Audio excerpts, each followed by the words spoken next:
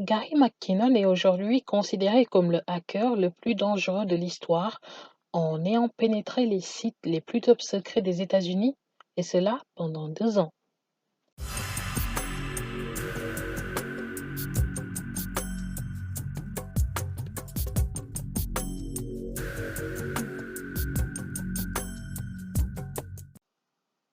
Bonjour à tous, bienvenue sur ma chaîne YouTube Crimes et Histoires Paranormales.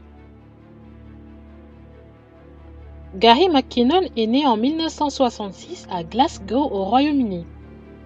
Cet autodidacte de l'informatique de 54 ans a été toute sa vie obsédé par l'univers extraterrestre et des ovnis.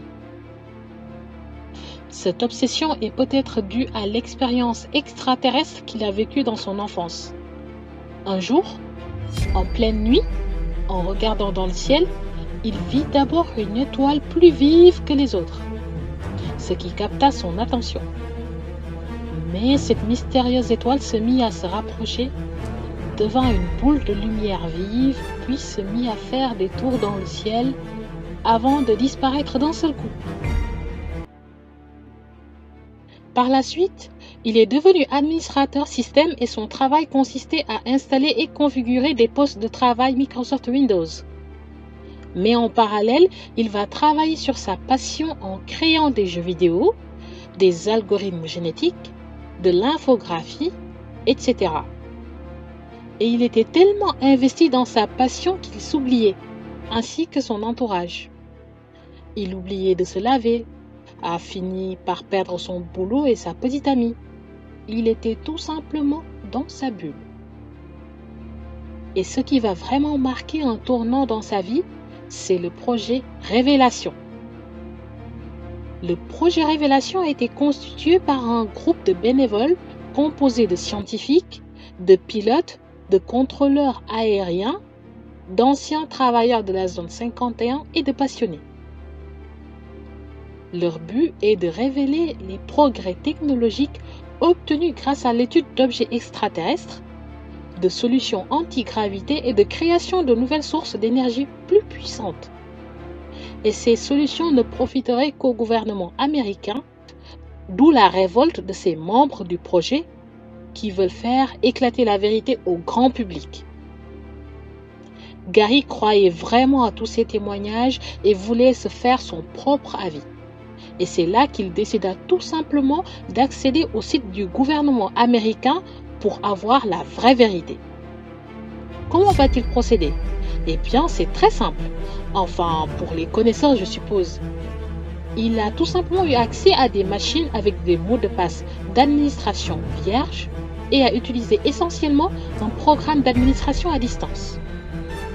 Ce qui lui a permis d'avoir accès petit à petit aux machines des dirigeants de plus grandes bases de données et de sites gouvernementaux américains. C'est fou, non? Moi, je trouve que c'est vraiment impressionnant. D'autant plus que ça lui a permis d'avoir accès à la NASA, au Pentagone, à l'US Air Force et à l'US Navy sans problème et pendant 2 ans.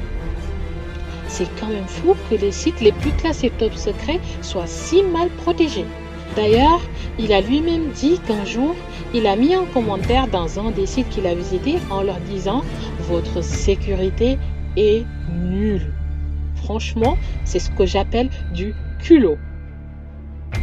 Revenons à notre sujet. Qu'est-ce qu'il a bien pu trouver pendant ces 2 ans à errer dans les sites les plus top secrets au monde?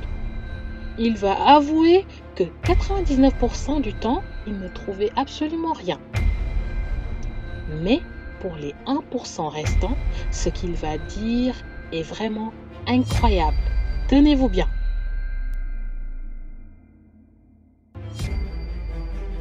Une nuit, lorsqu'il était posé tranquillement en train d'explorer le site de la NASA, il voit des noms de code officiers non terrestres.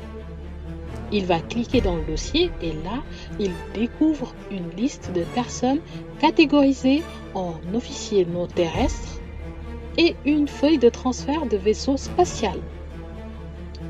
Il ne trouva rien de semblable sur Internet qui puisse expliquer ce qu'il a trouvé et ainsi lui permettre de rationaliser. Une autre fois, il a vu le répertoire de la base de données de la zone 51, que je vous rappelle est le site le plus classé top secret au monde. Et là, il va découvrir des images de taille 200 fois plus gros que nos images normales. Pour l'ouvrir, il a réduit la qualité de l'image et essaya de les ouvrir un par un. Petit à petit, les données se chargent. Il aperçoit seconde après seconde l'image de la Terre en satellite se charger. Puis, d'un seul coup, une forme de vaisseau spatial apparaît à côté de la Terre. Subitement, quelqu'un a contrôlé sa souris à distance et coupe sa connexion. Malheureusement, il a été tellement choqué par ce qu'il a vu, je vous rappelle l'image du vaisseau spatial qui défilait à côté de la Terre, qu'il n'a malheureusement pas eu le temps de prendre une capture. Et c'est vraiment dommage. Et c'est après cet événement qu'il a été recueilli par la police, puis mis en garde à vue. Au début, on pensait que c'était juste une affaire de piratage banal où il encourait une petite peine de prison. Mais rapidement, les États-Unis, qui ont qualifié son acte de plus grand piratage militaire de tous les temps, demandent qu'il soit extradé chez eux pour être jugé. Ce que Gary refusa catégoriquement car il risquait une peine pouvant aller jusqu'à 70 ans et à la prison de Guantanamo.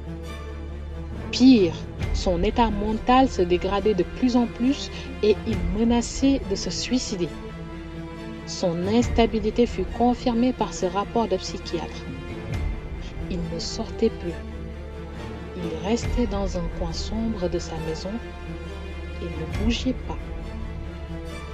Mais il a pu compter sur le soutien inébranlable de sa mère ainsi que de l'élan de solidarité mondiale qu'il a reçu. Finalement, sa demande d'extradition a été bloquée par Theresa May, ancienne première ministre du Royaume-Uni. Et maintenant, qu'est-ce qu'il est devenu? Eh bien, il est purement et simplement libre. Toutes les poursuites contre lui ont été abandonnées en 2012 pour cause de problèmes de santé. Il est toujours au chômage et il a même une chaîne YouTube où il poste des vidéos sur la science, sur des expériences physiques et s'est même lancé dans la musique. Et vous, que pensez-vous de cette incroyable histoire? Serait-il un menteur? Sinon, a-t-il dit la vérité, toute la vérité? Merci d'avoir regardé cette vidéo et n'oubliez surtout pas de vous abonner. À bientôt!